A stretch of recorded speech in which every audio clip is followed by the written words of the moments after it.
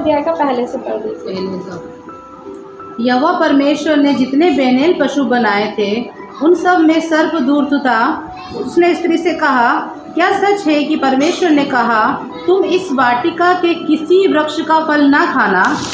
स्त्री ने सर्प से कहा, इस वाटिका के वृक्षों के फल हम खा सकते हैं, पर जो वृक्ष वाटिका के बीच में है उसके फल के विषय में परमेश्वर ने कहा है कि ना तो तुम उसको खाना और ना उसको छूना, नहीं तो मर जाओगे।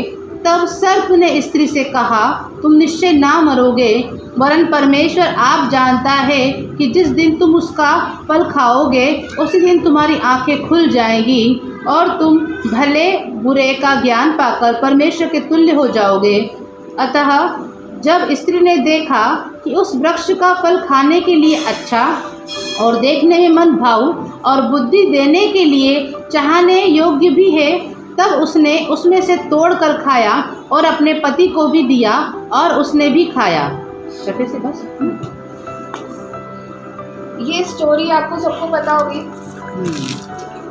यहाँ अभी हमने पढ़ा किस प्रकार सर्प ने स्त्री से कहा कि तुम निश्चय ना मरोगे, वरन परमेश्वर आप जानता है कि जिस दिन तुम उसका फल खाओगे उसी दिन तुम्हारी आंखें खुल जाएगी और तुम भले बुरे का ज्ञान पाकर परमेश्वर के तुल्य हो जाओगे। अतः जब स्त्री ने देखा कि उस वृक्ष का फल खाने के लिए अच्छा है, तो क्या पहले उस स्त्री ने उस वृक्ष को नहीं देखा था? देखा होगा।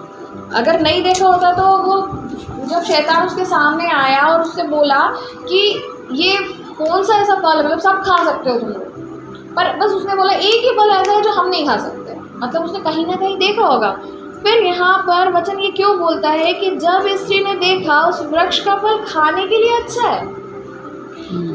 इसमें इम्पोर्टेंट बात ये है, मैं फिर से 5वां वचन पढ़ूंगी, वरन परमेश्वर आप जानता है कि जिस दिन तुम उसका फल खाओगे उसी दिन तुम्हारी आंखें खुल जाएगी और तुम भले बुरे का ज्ञान पाकर परमेश्वर के तुल्य हो जाओगे। अब हम इसको वचन से नहीं एक छोटी सी स्टोरी के साथ समझते हैं। मान लीजिए मैं मंदाकिनी के पास आई और मैंने मंदाकिनी को बोला, मंदाकिनी ऐसी ऐसी बात है, जैसे अभी आप लोग बात कर रहे थे ठोकर खाने को लेकर। यहाँ पर हवा ने क्या किया? हवा ने भी यही किया। जब वो शैतान आया, शैतान ने उसको बोला कि कोई तो ऐसी चीज़ है जो नहीं खा सकते हो आप। उसने उसको पहले तो भड़काया, मतलब तुम सब खा सकते हो ना। उसने आगे रह के बोला नहीं, मैं एक फल नहीं खा सकती। शैतान ने क्या किया? आपके वर्ड्स में से उठाया, तुम खा सकती हो पर उससे तुम मरोगी नहीं। क्या होगी? तुम्हारी आंखें खुल जाएगी। परमेश्वर ने क्या आज्ञा दी थी? ना तुम उसे खा। सिंपल सी बात थी, ना छूना। पर उसने क्या करा? उसने खाया। यहाँ पर एक इम्पॉर्टेंट बात है। इम्पॉर्टेंट बात यह है कि हमारा सुनना। हवा ने जो गलती करी वो सेकेंडरी थी, उसने जो खाया वो सेकंड गलती थी, पर उसकी पहली गलती थी उसने परमेश्वर के विरुद्ध जो बातें थी वो सुनी। सबसे इम्पॉर्टेंट चीज़ है हमारा सुनना, कि हम क्या सुन रहे हैं, हम क्या किन लोगों के बीच बैठ रहे हैं और उनकी कौन सी बातें सुन रहे हैं। मैं आपको एक और एग्जांपल देना चाहूँगी। कल मुझे जैसे मंदाकिनी ने, हम लोग बात कर रहे थे तो एक इंसिडेंस के बारे में बताया। आप लोगों को पता होगा कलकत्ता में जो भी कांड हुआ, मुझे नहीं मालूम था क्योंकि इतने दिन से मेरा मोबाइल ख़राब था। दूसरा, अपने मेरे यहाँ न्यूज़पेपर नीचे आता है, मैं पढ़ती नहीं हूँ, टीवी हमारे यहाँ है नहीं, इसलिए मुझे कुछ भी नहीं मालूम था। मैं बहुत नॉर्मल लाइफ जी रही थी, सब कुछ था। फिर उसने बोला अरे यार ऐसा हुआ वैसा हुआ। मेरे हस्बैंड ने भी मुझे बताया अरे यार दिमाग ख़राब हो गया, ऐसी बातें वैसी बातें। कई लोगों से मेरे सुनने में आया, मेरे पास मैंने सुना ही नहीं था तो मेरा मन ख़राब नहीं था। पर जितने लोगों ने सुना क्या उनका मन अच्छा था? जितने लोगों ने सुना क्या हुआ? उनका मन ख़राब हो गया, उनका मन डिस्टर्ब हो गया।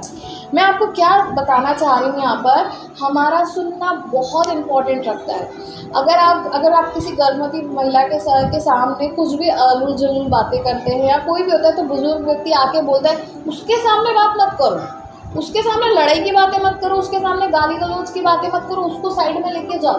क्यों बोलते? क्योंकि उसके गर्भ में जो बच्चा है वो सुन रहा है। वैसे ही हम भी जब सुनते हैं है ना। देखिए, अगर आप एक इम्पॉर्टेंट बात और बताऊंगी, आप अगर अपने कान के शेप को देखेंगे तो आपके कान का शेप एक गर्भाशय की आकृति में है। मतलब आपका जो बोलना चाहिए सुनना, आपके बच्चे को जन्म को जो होता है ना, जन्म से पहले की जो प्रक्रिया होती है, जब बच्चे को भ्रूण में, जो पेट में होता है, जब गर्भ में होता है, तो वो भ्रूण तैयार होता है, तो आपका जो कान हो रहा है ना, वो आपकी अंतरात्मा को तैयार कर रहा है। ठीक है, कि आप क्या सुन रहे हो। हवा ने भी यहाँ पर ये करा, यहाँ पर हवा अगर ये बोलती कि नहीं, आपने जो बोला वो बोल दिया, हमें उससे मतलब नहीं है, हमें तो परमेश्वर ने बोला नहीं खाना है, हमको इसके आगे सुनना ही नहीं है। ठीक है, पर उसने ऐसा नहीं करा। उसने क्या किया, उसने सुना। हमें हमारी लाइफ में पता होना चाहिए हम किन बातों को सुन रहे हैं। अब अगर हम 5वें वचन को पढ़ते हैं, इसमें 5वें नहीं, सॉरी 6ठे वचन को पढ़ते हैं, पढ़ना।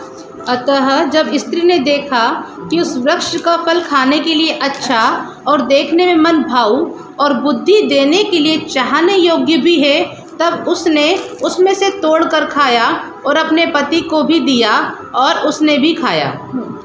जब उसने उसकी बात को सुना और उसके बाद उसका सारा रवैया बदल गया। आज मैं, जैसे इन्होंने मेरे बारे में आपसे बहुत तारीफ करी, आपका रवैया मेरे प्रति बदल गया, पर जब मैं आई थी तो जरूरी नहीं आपका रवैया मुझे देखने का वही था। ठीक है, जब हम किसी की बातों को सुनते हैं, हमारा रवैया बदल जाता है उस व्यक्ति को देखने के लिए। इसलिए आपको पता होना चाहिए कि ये जो व्यक्ति हमसे बातें कर रहा है वो किस इंटेंशन के साथ कर रहा है, क्या ये मेरे फेवर का है या नहीं। अब हम आते हैं स्पिरिचुअली, बाइबल की बातों को देखते हैं, तो बाइबल में खुला लिखा हुआ है, जिसके कान हो वो सुन ले। परमेश्वर का वचन कहता है विश्वास सुनने से आता है और सुनना मसीह के वचन से होता है। इट मीन्स कि अगर हमारा विश्वास मसीह के वचन को सुनने से बढ़ता है, तो अगर हम कोई सी दूसरी चीज़ें सुनते हैं तो हमारा विश्वास घटता है। ठीक है, हम आज की तारीख में देखें, हर के पास मोबाइल है, हम रील्स स्क्रॉल करते हैं 5 मिनट 10 मिनट 15 मिनट, सिर्फ कुछ 30 सेकेंड समथिंग की रील होती है, कुछ 15 सेकेंड की होती है, और उस 15 सेकेंड में आप क्या सुन रहे हो वो इम्पोर्टेंट होता है। वो 15 सेकेंड आपके जहन में जाकर आपके जीवन को पूरी तरीके से परिवर्तित कर सकता है। अगर आप देखोगे कि जैसे वचन बोलता है कि विश्वास सुनने से आता है और सुनना मसीह के वचन से होता है। ठीक है, वैसे ही अगर हम दूसरी चीज़ों को सुनते हैं, दूसरी बातों को पर ध्यान देते हैं, तो कहीं ना कहीं हमारा विश्वास घटेगा। इसलिए हमें ध्यान रखना है कि हम किन बातों को सुन रहे हैं। ये हमारी लाइफ की सबसे इम्पॉर्टेंट बात है, क्योंकि हर एक व्यक्ति के पास मोबाइल होता है और हर व्यक्ति कभी ना कभी, यहाँ तक मैं भी, स्क्रॉल कर रहे हैं, जस्ट स्क्रॉल कर रहे हैं, और वो क्या बोल रहे हैं, वो 15 सेकंड भी नहीं, इवन कई बार 5 सेकंड भी। अब आपको मैं एक चीज़ और बताना चाहूँगी कि शैतान किस तरीके से उन सारी बातों का इस्तेमाल करता है। परमेश्वर का वचन बताता है हमें कि तू मेरे वचन को अपनी हृदय पटुका पर लिख। ठीक है, ये हृदय पटुका क्या है? क्या हम रट्टा मार लें तो ये हमारी हृदय पटुका हो जाएगी, या हम उसको इतना, मतलब बोलना चाहिए ना, अंदर कूट के भर ले कि कैसे भी करके बस हमें वचन याद हो जाए, तो क्या ये होगा? ये हृदय पटुका होगी। जब हम परमेश्वर के वचन को सुनते हैं, तो अगर हम टेक्निकल वर्ड यूज़ करें, साइंटिफिकली वर्ड यूज़ करें, तो वो हमारे अनकॉन्शियस माइंड में, हमारे जो 3 माइंड्स होते हैं बेसिकली देखा जाए, सबकॉन्शियस माइंड, अनकॉन्शियस माइंड, ये जो 2 इम्पॉर्टेंट माइंड्स होते हैं हमारे, और एक नॉर्मल माइंड होता है जो हम आज अभी सुन रहे हैं। तो जो 2 हमारे माइंड्स होते हैं ना, उसमें जाकर ये सारी बातें रह जाती हैं। और जब हम किसी विपरीत परिस्थिति में, मतलब बोलते हैं ना कई बार, अरे मैंने तो सोचा नहीं था, बट सडनली मेरे पास ये वचन आया और मैं आत्मा में भर गया। हम कई लोगों की गवाहियाँ सुनते हैं, या हम जब प्रार्थना करने बैठते हैं, हमारा टॉपिक कुछ और होता है, पर हम किसी और वचन के लिए प्रार्थना करने लग जाते हैं। कई बार ऐसा होता है कि वचन हमने सुना भी नहीं होता, बस हमें लगता है कि नहीं प्रभु मुझे इस वचन के लिए प्रार्थना करनी। ये वचन है जो हमारी हृदय पटुका पे लिखा हुआ होता है, और ये इस तरीके से लिखा जाता है कि हम परमेश्वर के वचन को जब बार बार सुनते हैं, तो परमेश्वर का वचन हमें विश्वास में बढ़ाता है। फिर वो हमारी हृदय पटुका पर लिखा हुआ होता है कि जब हम बोलते ना सकती में पड़े या अंधेरी हानियों में गुजरे, तब परमेश्वर का वचन हमारे लिए साटे और लाठी का काम करता है। जहाँ हमें लताड़ना होता है वहाँ पर वो वचन हमें लताड़ता है, ठीक है। और जहाँ पर हमें इंकरेज करना होता है कि हम डिप्रेशन में जा रहे हैं, वहाँ पर परमेश्वर का वचन हमें हौसला अफजाई करता है कि नहीं, अब मैं तेरे साथ, तू डर मत।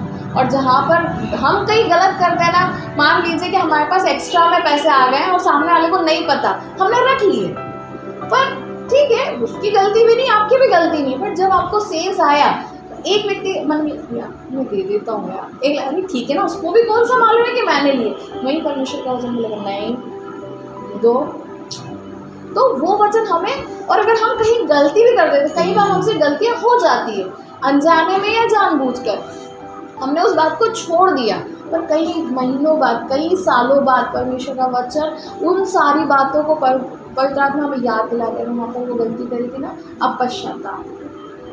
तो ये वचन है जो हमारे जीवन में काम करता है। और इसी के अगर अपन अपोजिट जाके देखें तो शैतान किस तरह से हमारे जीवन में खेलता है इन्हीं वचनों को लेकर। जैसे कि हमने रील्स देखी, हमने गाने सुने, वही गाने जिस प्रकार हमारे वचन हृदय पटुका पर लिखा हुआ होता है, उसी प्रकार ये गाने भी उस जगह पर लिखे हुए होते हैं। अब आप एक ही जगह पर वचन और एक ही जगह पर गाने लिखोगे, या एक ही जगह पर वचन या सीरियल्स के डायलॉग्स, या फिर कुछ भी चीज़ें, ऐसा पॉसिबल है? परमेश्वर का वचन उस जगह से चला जाता है जहाँ पर अशुद्धता होती है। तो हमें स्पेशली ध्यान रखना है। और शैतान किस तरीके से आज के समय में इस्तेमाल कर रहा है, जब हम रील्स को करते हैं या गाने को सुनते हैं ना, वो हमें समझ में नहीं आते। कई गाने ऐसे जो हमें समझ में ही नहीं आते, पंजाबी सॉन्ग्स हैं, इंग्लिश सॉन्ग्स हैं, या जो भी अदर लैंग्वेज के सॉन्ग, और वो कहीं ना कहीं जाकर हमारे सबकॉन्शियस माइंड में फिट होते हैं। और उसके बाद जब शैतान को हमें अग्रेसिव करना होता है या कुछ गड़बड़ करवानी होती है, तब उन सब चीज़ों का वो हमें कंट्रोल करने के लिए, जिस प्रकार पवित्र आत्मा हमें करेक्ट करने के लिए इस्तेमाल करता है, उसी प्रकार शैतान हमें कंट्रोल करने, क्योंकि देखिए पवित्र आत्मा कभी आपको कंट्रोल नहीं करता, वो आपको करेक्ट करता है, वो आपको सिखाता है और आपके सामने दो रास्तों को रख देगा, वो आपको बता देगा ये सही है ये गलत है। बट जो शैतान होता है ना, वो आपको कंट्रोल करता है कि नहीं आपको यही करना है। तो जब वो सारी चीज़ों को वो आपको कंट्रोल करने के लिए उन वचनों का, जो आपने गलत बातें जो सुन रखी है, जैसे बोला ना, आप बहुत कई बार हम देखते हैं कि यार एक व्यक्ति बहुत सभ्य दिखता है, बट जब लड़ाई होती है ना तो गाली गलौज पर आ जाता है और हम सोचते हैं यार इसने गाली कैसे बकी होगी। एक्चुअली उसको भी नहीं पता होता, क्यों? क्योंकि कहीं ना कहीं उसने सुन रखी थी, उसके अंदर थी। तो जब लड़ाई हुई तो उसके मन से बाहर निकली, उसको कोई इल्म भी नहीं है, कोई वो भी नहीं है कि हाँ यार मैंने कुछ गलत कुछ क्या करा, वो मुझे गाली बक रहा था, मैंने भी बक दी, मैंने कौन सा बड़ा गुनाह कर दिया, वो तो मुझसे और बड़ी बड़ी गालियाँ बक रहा था, तो मुझे ज़रूरी है उसको दबाने के लिए मुझे गाली बकना पड़ा, अदरवाइज़ मैं नहीं बकता। पर ऐसा नहीं है, हमें सचेत होना है हम क्या सुन रहे हैं, क्योंकि ये हमारे भविष्य को, जैसे गर्भवती माता एक सचेत अगर नहीं रहती है उसके बच्चे को लेकर, तो वो उसके बच्चे का कैरेक्टर कैसा डेवलप होगा उसको नहीं पता। उस इसलिए बोलते हैं कि उस समय में आपको अच्छी बातें सुननी चाहिए, अच्छे लोगों के साथ उठना बैठना चाहिए, दुखी नहीं होना चाहिए, हमेशा खुश रहना चाहिए। क्यों? क्योंकि एक बच्चे को डेवलप करना है, एक बोला चाहिए ना, एक प्राण हम बना रहे हैं, तो वैसे ही हम हमारे प्राण को क्या खाना खिला रहे हैं, हम उसको कैसा बना रहे हैं, ये हमारे लिए बहुत इम्पॉर्टेंट है। और एक और चीज़ कि जैसे कई गाने होते हैं, वैसे कई सीरियल्स होते हैं, वैसे ही बच्चों के भी कई ऐसे सॉन्ग्स होते हैं, राइम्स जिसको हम बोलते हैं, बच्चे बड़े इजीली गाते हैं, या बच्चों के बहुत ऐसे कार्टून चैनल्स हैं, सीरियल्स हैं ऐसे जो बच्चे देखते हैं, उन्हें पता भी नहीं कि क्या लैंग्वेज यूज़ करना है, बच्चा नहीं समझ रहा, क्योंकि इतने छोटे छोटे बच्चे इंग्लिश नहीं समझेंगे, क्योंकि हमारी मदर टंग हिंदी है ना, तो इतने ईजीली नहीं समझेंगे, पर उनके दिमाग में वो बैठ रही है। तो हमें इस बात का स्पेशली ध्यान रखना है कि हमें सुनने को लेकर, क्योंकि परमेश्वर का वचन हर जगह पर लिखता है जिसके काम हो वह सुन ले। हमने अभी उत्पत्ति में पढ़ा, वही अगर हम प्रकाशित वाक्य में पढ़ेंगे तो परमेश्वर ने जितने भी संदेश दिए हैं अपनी कलीसिया के लिए, जो पत्रिकाएं लिखवाई है, उसमें हर जगह लास्ट में लिखा हुआ है जिसके काम हो वो सुन ले, आत्मा कलीसिया से क्या कहता है। इसलिए हमें सचेत रहना है हम क्या सुन रहे हैं, क्योंकि जब तक हम परमेश्वर को नहीं सुनेंगे, ठीक है, अगर हम अपने सुनने पर पाबंदी नहीं रखेंगे, रोक टोक नहीं रखेंगे, तो हम परमेश्वर की आवाज़ को भी नहीं सुन पाएंगे। क्योंकि परमेश्वर का वचन जो है, हम अगर देखा जाए कैसे बताऊँ मैं, हाँ, जैसे मान लीजिए मैं गुजराती हूँ, है ना, और आप लोग मराठी लोग हो या आप नॉर्मल हिंदी बोलते हो, अगर हमारा मिलना जुलना बहुत अच्छे से हो रहा है, हर हफ्ते मिल रहे हैं, हम हर 5 दिन में 2 दिन में मिल रहे हैं, तो जो वर्ड्स मैं यूज़ कर रही हूँ गुजराती वर्ड्स, वही वर्ड्स आप लोग कहीं ना कहीं यूज़ करने लग जाओगे, चाहे वो आप हंसी मजाक में यूज़ कर रहे हो, चाहे आप अपनी आम जिंदगी में यूज़ कर रहे हो। तो अब क्या होगा, आपने मेरे वर्ड्स को एक्सेप्ट कर लिया। वहीं पर हम जब वचन को सुनते हैं, जब हम वचन पर मनन करते हैं, तो हम वचन को ग्रास्प कर पाते हैं। अब मैं जब आपसे गुजराती में बात करूँ, आपको लैंग्वेज समझ में आने लग गई क्योंकि आप मेरे साथ रह रहे हो, तो जब मैं गुजराती में बोलूँगी आपको नहीं आती, फिर भी आप समझ जाओगे, ठीक है, भले से मैं नहीं बोल रहा, कोई और बोल रहा है, बट आपको समझ में आने लग जाएगी कि मैं क्या बोल रही हूँ, मेरा इंटेंशन आपको समझ में आने लग जाएगा।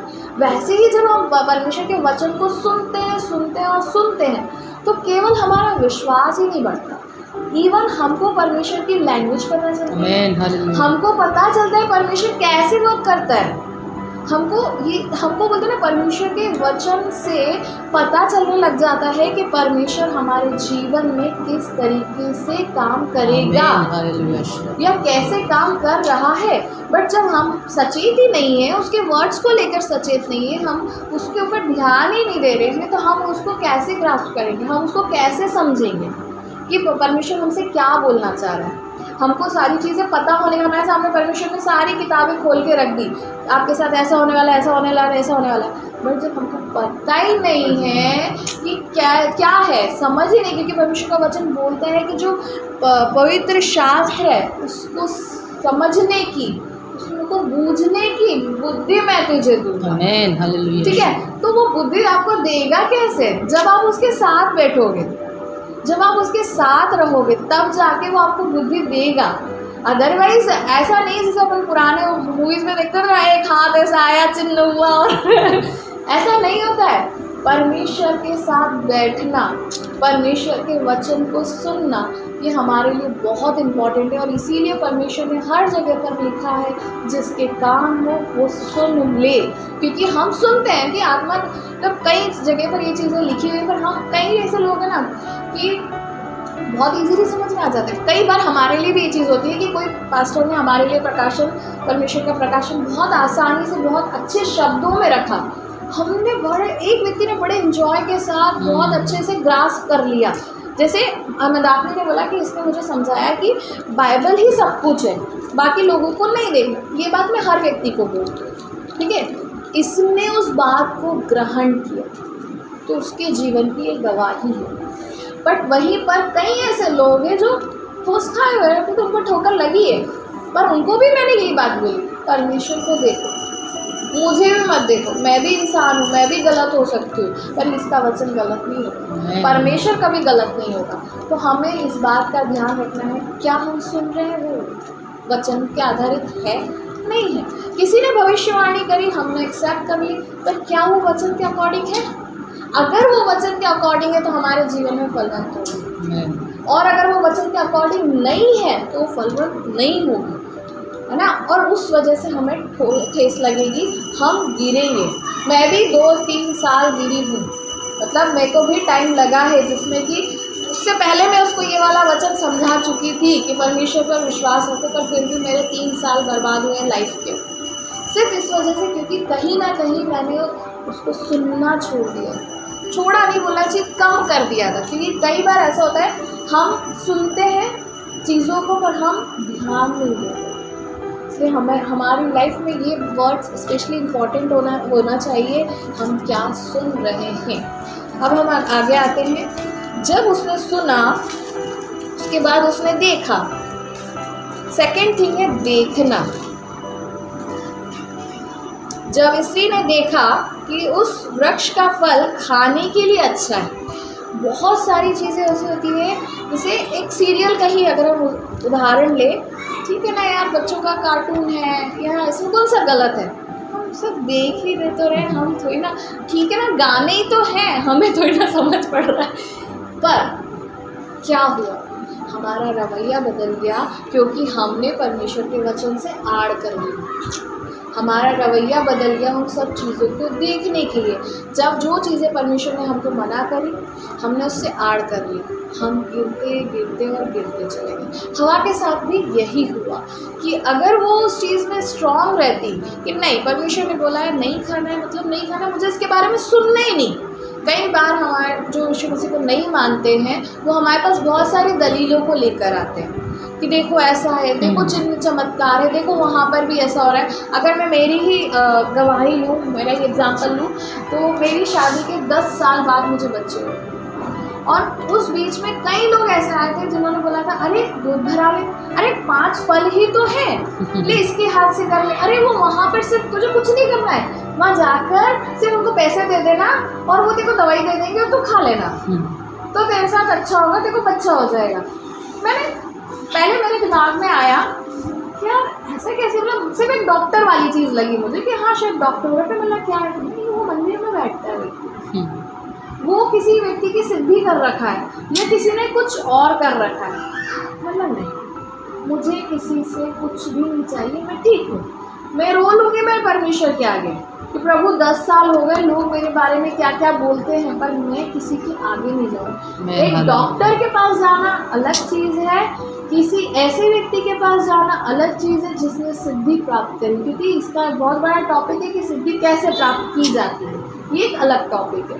पर मेरा ये कहना है कि हमें सचेत रहना है बार बार एक ही चीज़ को लेकर, क्योंकि मोबाइल हम सबके पास है। दूसरा, हमें पता होना चाहिए कहाँ पर ना बोलना है। अगर हम नाम नहीं बोलेंगे तो हमारा भी हर्ष हवा जैसा ही होगा, क्योंकि हमें वो चीज़ें अच्छी लगने लगेगी और हम उसके आदी हो जाएंगे। जैसे बोलना चाहिए ना, हमारा एक दोस्त है वो गाली बकता है, हाँ ठीक है मैं क्यों बकता हूँ, वो बक रहा है, हमने अवॉइड कर दिया, ठीक है, हमने उसको मना नहीं किया कि तू हमारे साथ मत रहिए, हमारे सामने मत बकना। वो हमारे सामने भी बकता है, हम एक बार थोड़ा बुरा लगेगा, 2 बार बुरा लगेगा, 3 बार बुरा लगेगा, चौथी बार में हम यूज टू हो जाएंगे, ठीक है ना यार, छोटी मोटी गाली बकता है, चल रहा है, कोई दिक्कत नहीं। पर हमारे जीवन में क्या हो रहा है, वो ही चीज़ आगे फलवंत हो रही है, वो चीज़ हमें अच्छी लगती है। गाली बकना किसी को अच्छा नहीं लगता, पर जब मौका आएगा ना तब हम भी गाली बकेंगे। इसलिए हमें इस बात का ध्यान रखना है हम क्या सुन रहे हैं, उसके बाद हम क्या देख रहे हैं। क्योंकि अब अगर आप देखोगे हॉरर मूवीज़ पे, ठीक है, हम देखते हैं, अगर सबने देखी हॉरर मूवीज़, हम देखने के बाद डरते हैं और अगर उसका म्यूट कर दे, उसको हम उसका वॉल्यूम कम कर दे तो कौन डरेगा। अगर वो आ जाएगी और भूतनी आ जाएगी तो क्या उसके मेकअप से आप डरोगे, पर एकदम से साउंड के साथ आएगी तो डर जाओगे। दोनों चीज़ें इम्पॉर्टेंट है हमारा देखना, क्योंकि देखना के बाद हम प्रतिक्रिया बनाते हैं, सुनने के बाद हमारी प्रतिक्रिया बदलती है। इस बात का ध्यान रखना, क्योंकि जैसे अभी मैंने मेरा एग्जांपल दिया कि आपने मुझे फर्स्ट टाइम देखा, आपकी प्रतिक्रिया कुछ और थी, आपने सुना, आपकी प्रतिक्रिया कुछ और हो गई। वैसे ही जब पहले हवा ने उस फल को देखा था, उसकी प्रतिक्रिया कुछ और थी, पर जब उसने सुना तो उसकी प्रतिक्रिया कुछ और हुई और बदल गई। जब उसने उसके बाद देखा, उसकी प्रतिक्रिया बदल गई और उसने क्या कहा, जब स्त्री ने देखा कि उस वृक्ष का फल खाने के लिए अच्छा और देखने में मन भावना है, मतलब उसकी प्रतिक्रिया इतनी बदल गई कि उसको वो चीज़ अच्छी लगने लगी, मन भावने लगी और बुद्धि देने के चाहने योग्य। और उसको तो पता ही नहीं था भले और बुरे का ज्ञान, तो उसको बुद्धि क्या होगी, बुद्धि मतलब भले और बुरे का ज्ञान, ठीक है।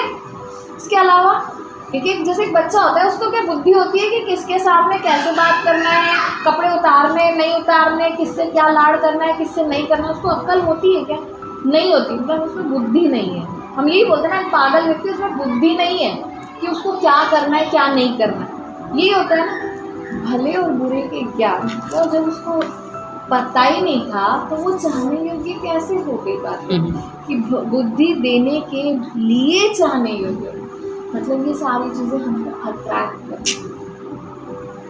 आप मोबाइल देखोगे, आप एक बार देखोगे, आप आधे घंटे देखोगे, फिर आपने एक दिन प्रार्थना को अवॉइड करा क्योंकि यार आज घूमने लगा, आपने 2 दिन अवॉइड करा, आपने 3 दिन अवॉइड करा, उसके बाद आपके लिए वो जो दूसरी चीज़ है ना वो चाहने योग्य हो जाएगी। आप करो ना करो, आपको याद आएगी मोबाइल की कि अरे यार कुछ देख लेता हूँ यूट्यूब पे, कुछ अपन ये सीरियल्स है या फिर कुछ, अरे कुछ नहीं यार बोर हो रहे, रील्स ही देख लेते और कुछ नहीं, उसमें क्या है, रील्स में तो कुछ बुरा है नहीं ना। शैतान इस तरीके से हमारा इस्तेमाल करता है। और जो परमेश्वर का वचन बताता है प्रकाशित वाक्य में हर एक जगह पर कि जिसके कान हो वो सुन ले, आत्मा कलीसिया से क्या कहता है। इसलिए हमें इस समय में सचेत रहना है हमारे देखने को लेकर, हमारे सुनने को लेकर, और क्योंकि हमारा देखना और सुनना ये हमारे जीवन की सबसे बड़ी इम्पोर्टेंट चीज़ है और शैतान इन्हीं 2 इंद्रियों के द्वारा हमसे खेल जाता है।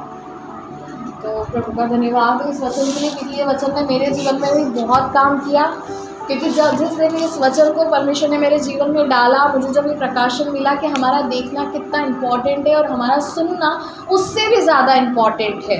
क्योंकि हम सुनने के द्वारा परमेश्वर के वचन में हम विश्वास को पाते हैं, हम सुनने के द्वारा परमेश्वर की आवाज़ को पहचान पाते हैं। क्योंकि जब कोई भी भविष्यवक्ता आता है या परमेश्वर का जन आता है तो हमें पता होना चाहिए कि ये परमेश्वर की ओर से है या नहीं है। और ये हमें तभी पता चलेगा जब हम परमेश्वर को सुनेंगे। परमेश्वर का वचन बोलता है मेरी भेड़ मेरी आवाज़ को सुनती है।